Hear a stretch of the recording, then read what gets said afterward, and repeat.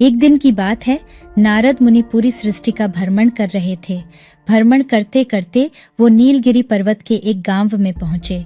उस गांव में भील रहते थे, लेकिन उनका स्वरूप किसी देवता के समान लग रहा था। उनकी 4 भुजाएं और हाथ में धनुष बाण था। उनका ऐसा स्वरूप देख नारद जी को बहुत हैरानी हुई कि पृथ्वी लोक पर किसी जीव का ऐसा स्वरूप कैसे हो सकता है।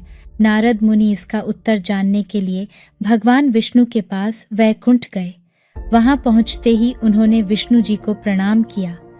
विष्णु जी बोले, हे नारद, आज कैसे आना हुआ? नारद जी बोले, हे भगवन, मैं यहाँ आपके पास एक प्रश्न पूछने की इच्छा से आया हूँ। विष्णु जी बोले, आपका क्या प्रश्न है? नारद जी कहने लगे, प्रभु, मैं आज जब पृथ्वी लोक पर घूमते हुए नीलगिरी पर्वत से गुजरा तो वहाँ एक भीलों का गांव था। वहाँ सब लोगों का चतुर्भुज रूप था। उन सब के हाथों में धनुष थे। उनका स्वरूप बड़ा ही सुंदर था। उन्हें देख ऐसा लग रहा था कि जैसे वो वैकुंठ लोक के पार्षद हों। हे प्रभु, इसके पीछे कोई रहस्य है तो कृपया करके मुझे बताइए।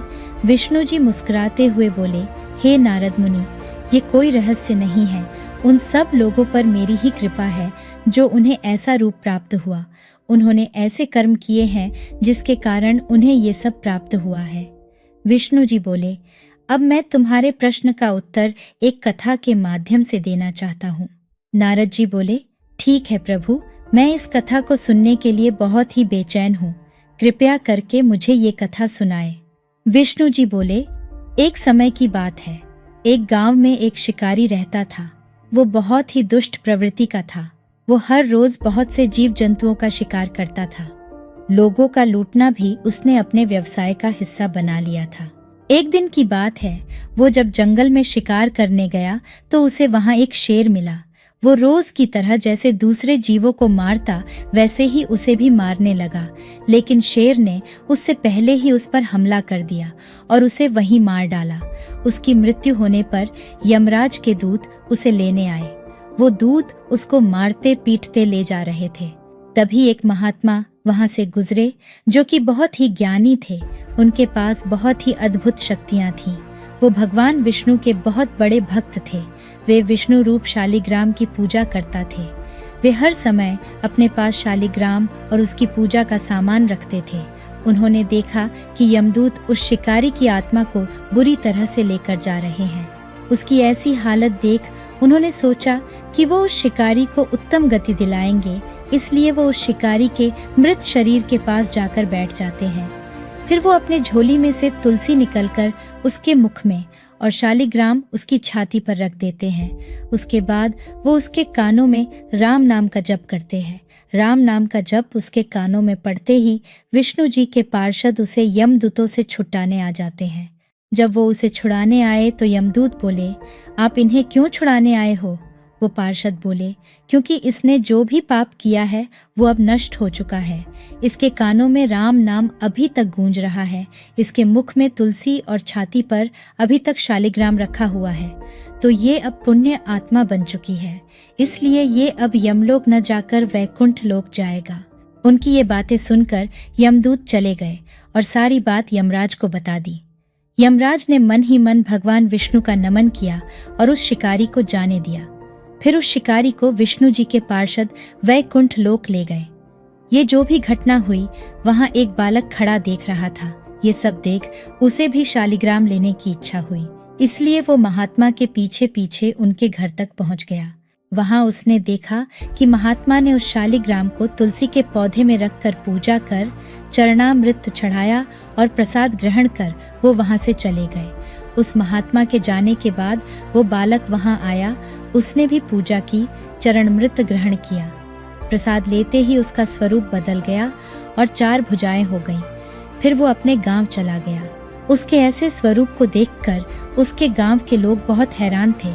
उन्होंने जब उससे पूछा तो उसने सब बता दिया जो उसके साथ हुआ। गांव वाले उस बच्चे के साथ उसी महात्मा के घर आ गए और ये सारी बात बता दी।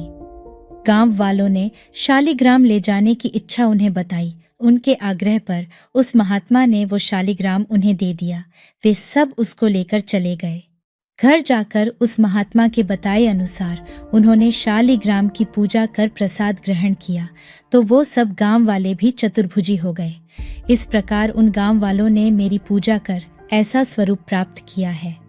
भगवान विष्णु जी कहते हैं, हे नारद, जो मनुष्य चक्र के चिन्ह से युक्त शालिग्राम शिला का पूजन करता है वो कभी माँ के गर्भ में प्रवेश नहीं करता, उसे मोक्ष प्राप्त हो जाता है। हजारों पाप करने वाला मनुष्य भी शालिग्राम शिला का चरणामृत पीने से पापों से मुक्त हो जाता है। कभी भी किसी सुहागिन या विधवा स्त्री को शालिग्राम नहीं छूना चाहिए।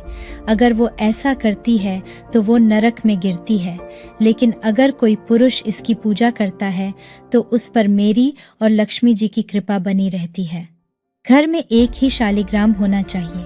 अगर शालिग्राम खुरदरा या टूटा हुआ हो उसे हमें अपने घर में नहीं रखना चाहिए। इससे पुरुष की आयु और धन में कमी आ जाती है, मनुष्य में दरिद्रता का निवास हो जाता है। इसलिए घर में हमेशा सुंदर और चिकना शालिग्राम ही रखना चाहिए, जिससे माँ लक्ष्मी की कृपा बनी रहती है। इस शालिग्राम को चढ़ाया चरणामृत पीना मनुष्य द्वारा किए गए व्रत और दान पुण्य से भी बड़ा होता है। शालिग्राम पत्थर उत्तर की गंडकी नदी में पाया जाता है। शालिग्राम को विष्णु जी का ही रूप माना जाता है। इसे तुलसी में रखना बहुत ही शुभ माना जाता है, क्योंकि इसे रखने से घर की सारी नकारात्मक ऊर्जा खत्म होती है। जिस पुरुष को आयु और धन की प्राप्ति करनी है उसे शालिग्राम की पूजा जरूर करनी चाहिए। जिस घर में प्रतिदिन शालिग्राम की पूजा होती है उस घर में किसी चीज की कोई कमी नहीं रहती। ये स्वयंभू होने के कारण इसकी प्राण प्रतिष्ठा की जरूरत नहीं होती। अगर इसे तुलसी के पौधे में रखकर रोज पूजा की जाए तो उसे कभी धन संबंधी समस्या नहीं आती।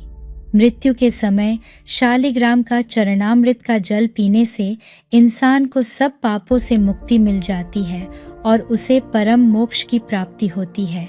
ये थी शालिग्राम के महात्म्य की कहानी। अगर ये वीडियो आपको ज़रा भी अच्छी लगी हो तो हमारी वीडियो को लाइक कीजिए, शेयर कीजिए और चैनल को सब्सक्राइब कीजिए। धन्यवाद।